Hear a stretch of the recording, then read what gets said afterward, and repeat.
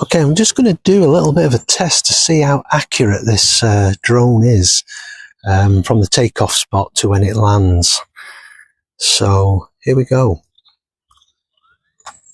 Home point updated.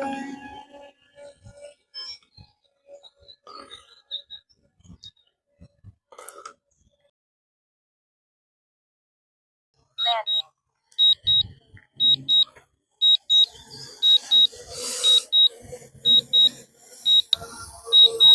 That looks as though it's going to be pretty spot on, to be honest. On the screen here it seems to be going to land right on the mat. No, it's going to miss it by a little bit.